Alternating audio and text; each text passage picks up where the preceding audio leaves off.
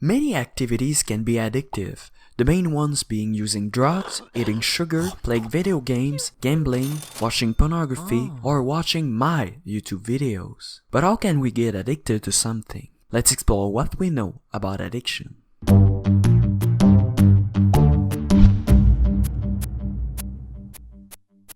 To put it simply, addiction is a condition where an individual is dependent, both psychologically and physically, to something. So it compulsively does an activity despite negative consequences for itself.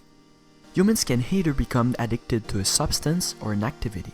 Addictive substances include drugs and foods, especially those with a lot of sugar. After many uses of an addictive substance, the body becomes tolerant to it and it requires a larger quantity to have the same effects. Indeed, when a drug increases the concentration of a certain neurotransmitter, the body tries to restore balance by reducing its quantity. It also reduces the number of receptors to which the neurotransmitter can bind.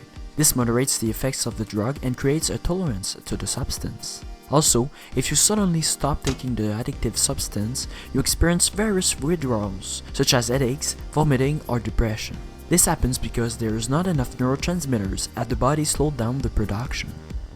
These factors can lead to drug addiction, but contrary to what we used to think, drug addiction isn't only caused by the substances themselves. Actually, many studies have shown that emotional stress, such as loneliness or depression, plays a very important role in addiction.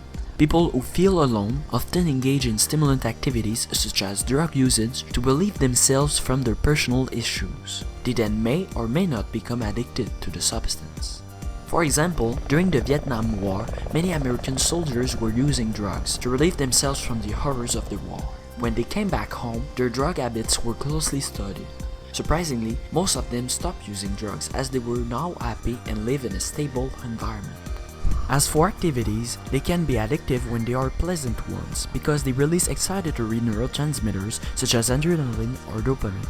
The purpose of this is to make us want to do again the activities essential to the survival of our species, such as eating or reproducing. Other activities such as gambling or playing video games also release excitatory neurotransmitters, but less than essential activities. However, if we engage too often in these stimulant activities, the body becomes tolerant to it in a similar way to psychoactive drugs. It then becomes easy to be addictive to these activities as our body now prioritizes them over essential activities.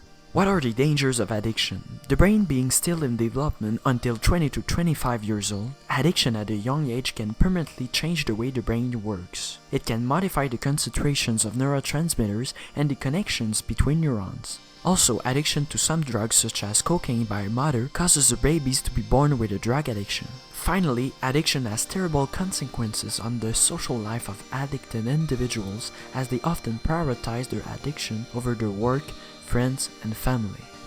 But is there a way out of addiction?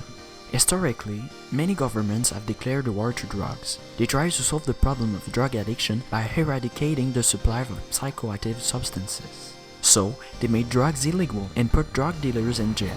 However, this only made the problem worse. The demand of drugs stayed the same as people were addicted to them. Even if big drug producers ceased operations, smaller ones took the place on the market. Therefore, it encouraged illegal trafficking of drugs by violent cartels. Also, in small-scale operations, drugs were produced in insalubrious conditions, which contaminated the drug with germs and dangerous chemicals. This threatened the health of drug users and polluted the environment.